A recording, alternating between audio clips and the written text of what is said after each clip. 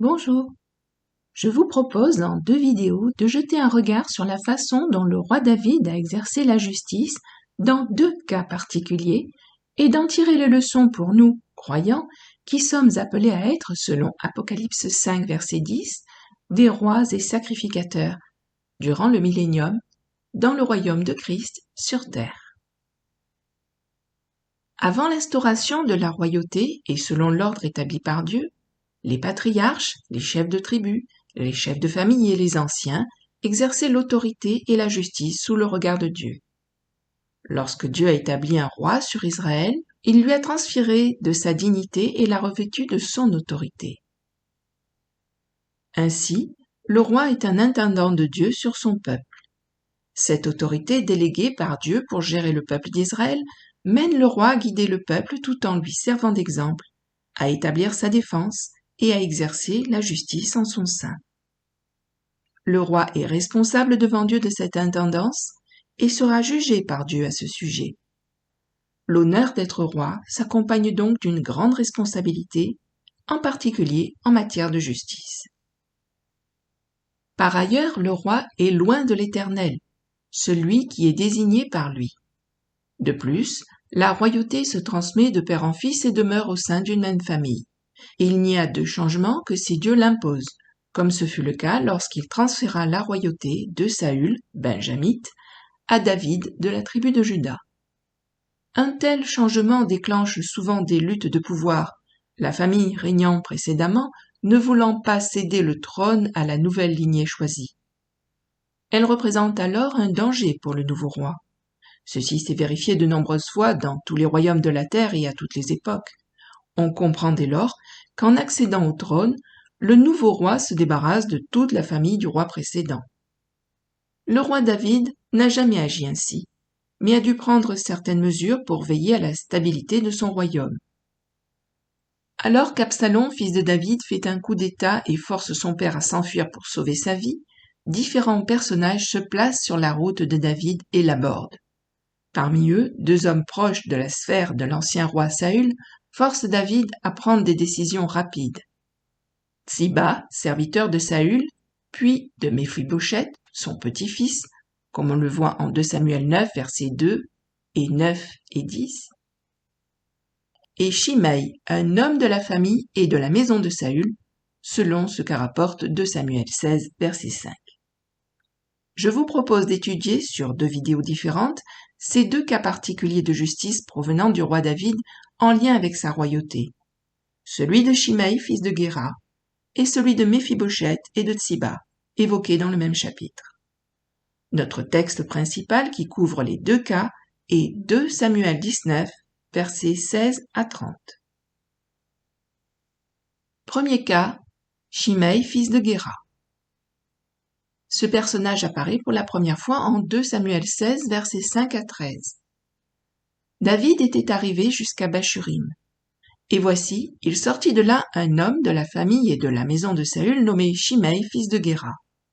Il s'avança en prononçant des malédictions et il jeta des pierres à David et à tous les serviteurs du roi David, tandis que tout le peuple et tous les hommes vaillants étaient à la droite et à la gauche du roi.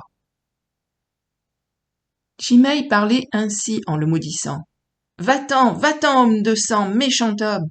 L'Éternel fait retomber sur toi tout le sang de la maison de Saül, dont tu occupais le trône, et l'Éternel a livré le royaume entre les mains d'Absalom ton fils, et te voilà malheureux comme tu le mérites, car tu es un homme de sang. » Alors Abishai, fils de Tseruja, dit au roi, « Pourquoi ce chien mort maudit-il le roi mon seigneur? Laisse-moi, je te prie, aller lui couper la tête. » Mais le roi dit, « Qu'ai-je à faire avec vous, fils de Tseruja? S'il maudit, c'est que l'Éternel lui a dit, maudit David. Qui donc lui dira pourquoi agis-tu ainsi? » Et David dit à Abishai et à tous ses serviteurs, « Voici, mon fils qui est sorti de mes entrailles en veut à ma vie, à plus forte raison ce benjamite. Laissez-le et qu'il maudisse, car l'Éternel le lui a dit. Peut-être l'Éternel regardera-t-il mon affliction et me fera-t-il du bien en retour des malédictions d'aujourd'hui. » David et ses gens continuèrent leur chemin. Et Shimei marchait sur le flanc de la montagne près de David, et en marchant, il maudissait, il jetait des pierres contre lui, il faisait voler la poussière. Shimei, un proche de Saül, maudit donc David au moment où ce dernier est dans une situation critique. Il conteste la royauté de David. Pour lui, la division dans la famille de David est un sujet de réjouissance et peut-être même une occasion de récupérer le trône en se revendiquant de la famille du roi Saül. Il affiche de la haine pour David. Comment David juge Shimei? On lit dans ce passage que Shimei maudit le roi. Il mérite donc la mort selon Exode 22, verset 28, car David, en tant que roi d'Israël, doit être respecté comme représentant l'autorité divine. Pour plus de détails sur ce sujet, je vous recommande d'écouter sur ma playlist Pensée du matin le podcast Respecter les autorités, dont je vous laisse le lien en boîte de description. Abishai propose d'exécuter lui-même sur le champ Shimei, mais David s'y oppose, car d'une part, il voit une certaine logique dans l'attitude de Shimei. Puisque même son propre fils veut son trône, il n'est pas surprenant qu'un proche ou un membre de la famille de l'ancien roi soit prêt à le renverser et s'attaque à lui, comme il l'indique à Abishai au verset 11. « Voici mon fils qui est sorti de mes entrailles en veut à ma vie, à plus forte raison ce Benjamite. » D'autre part, David pense qu'en acceptant cette nouvelle épreuve sans chercher à se venger, il sera récompensé par Dieu pour sa soumission à sa volonté et sa foi en lui. Comme il le dit au verset 12, « Peut-être l'Éternel regardera-t-il mon affliction et me fera-t-il du bien en retour des malédictions d'aujourd'hui. » Cependant, au verset 10, il est dit « Mais le roi dit, qu'ai-je à faire avec vous, fils de Tseruja ?» Cette question peut sembler étonnante. Abishai propose de rendre service au roi en le débarrassant d'un ennemi qui vient l'accabler dans un moment de crise, et d'ainsi faire la démonstration que David règne encore. On comprend la réaction épidermique d'un général qui ne peut supporter qu'on humilie ainsi son roi. Son argument est imparable puisqu'il s'appuie sur la loi divine. Mais ce n'est pas aux officiers de David de lui dicter sa conduite. Ses jugements relèvent de sa responsabilité, car lui seul en rendra compte devant Dieu, quels que soient les conseils qu'il aura reçus des hommes. Et dans ce moment particulier, David juge qu'il n'a pas à se venger de l'attitude irrespectueuse et violente de Shimei. Or plus tard, après la mort d'Absalom, lors du retour de David, nous lisons en 2 Samuel 19, versets 14 à 23, « David fléchit le cœur de tous ceux de Juda, comme s'ils n'eussent été qu'un seul homme. Et ils envoyèrent dire au roi, « Reviens, toi et tous tes serviteurs. » Le roi revint et arriva jusqu'au Jourdain. Et Juda se rendit à Gilgal afin d'aller à la rencontre du roi et de lui faire passer le Jourdain. Shimei, fils de Géra, Benjamite, qui était de Bachurim, se hâta de descendre avec ceux de Juda à la rencontre du roi David. Il avait avec lui 1000 hommes de Benjamin, et Tsiba, serviteur de la maison de Saül, et les 15 fils et les 20 serviteurs de Tsiba. Ils passèrent le Jourdain à la vue du roi. Le bateau mis à la disposition du roi faisait la traversée pour transporter sa maison, et au moment où le roi allait passer le Jourdain, Shimei, fils de Géra, se prosterna devant lui. Et il dit au roi, « Que mon Seigneur ne tienne pas compte de mon iniquité, qu'il oublie que ton serviteur l'a offensé le jour où le roi mon Seigneur sortait de Jérusalem, et que le roi n'y ait point égard. Car ton serviteur reconnaît qu'il a péché, et voici je viens aujourd'hui, le premier de toute la maison de Joseph, à la rencontre du roi mon Seigneur. » Alors, Abishai, fils de Tseruja, prit la parole et dit, « Shimei ne doit-il pas mourir pour avoir maudit loin de l'Éternel ?» Mais David dit, « Qu'ai-je à faire avec vous, fils de Tseruja, et pourquoi vous montrez-vous aujourd'hui mes adversaires? Aujourd'hui fera-t-on mourir un homme en Israël? Ne sais-je donc pas que je règne aujourd'hui sur Israël? » Et le roi dit à Shimei, « Tu ne mourras point. » Et le roi le lui jura. Nous voyons donc que la question de l'exécution de Shimei se pose de nouveau.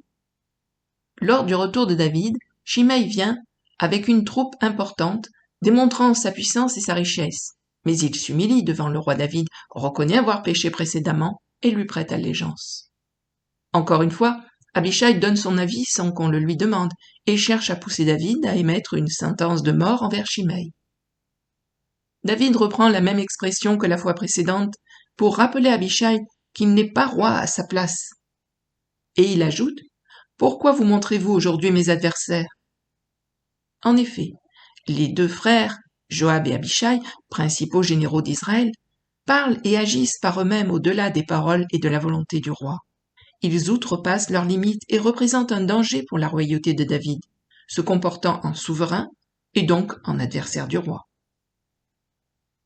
David n'a pas oublié l'outrage de Shimei, mais ne veut pas non plus repousser une tribu qui vient le reconnaître comme roi. Il donnera suite à tout cela ultérieurement, quand tout sera plus apaisé, tout comme il n'oubliera pas les insubordinations de Joab, son général en chef, et l'aîné des fils de Tseruja.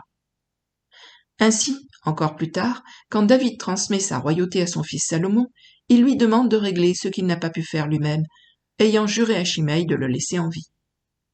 En effet, nous lisons en 1 Roi 2, versets 8 et 9, « Voici, tu as près de toi Shimei, fils de Guéra, benjamite de Bachurim. Il a prononcé contre moi des malédictions violentes le jour où j'allais à Mahanaïm. Mais il descendit à ma rencontre vers le Jourdain, et je lui jurai par l'Éternel en disant, « Je ne te ferai point mourir par l'épée. » Maintenant, tu ne le laisseras pas impuni, car tu es un homme sage, et tu sais comment tu dois le traiter. Tu feras descendre ensanglanté ses cheveux blancs dans le séjour des morts. Salomon réglera le problème avec sagesse, laissant Shimei se condamner à mort de sa propre initiative. Ceci est rapporté en 1 Roi 2, versets 36 à 46. Le roi fit appeler Shimei et lui dit, « Bâtis-toi une maison à Jérusalem, tu y demeureras, et tu n'en sortiras point pour aller de côté ou d'autre. Sache bien que tu mourras le jour où tu sortiras et passeras le torrent de Cédron. Ton sang sera sur ta tête. » Shimei répondit au roi, « C'est bien, ton serviteur fera ce que dit mon seigneur le roi. » Et Shimei demeura longtemps à Jérusalem. Au bout de 3 ans, il arriva que 2 serviteurs de Shimei s'enfuirent chez Akish, fils de Maaka, roi de Gath. On le rapporta à Shimei en disant, « Voici, tes serviteurs sont à Gath. » Shimei se leva, sella son âne et s'en alla à Gath, chez Akish, pour chercher ses serviteurs. Shimei donc s'en alla, et il ramena de Gath ses serviteurs. On informa Salomon que Shimei était allé de Jérusalem à Gath, et qu'il était de retour. Le roi fit appeler Shimei et lui dit, « Ne t'avais-je pas fait jurer par l'Éternel, et ne t'avais-je pas fait cette déclaration formelle, sache bien que tu mourras le jour où tu sortiras pour aller de côté ou d'autre? Et ne m'as-tu pas répondu, c'est bien, j'ai entendu?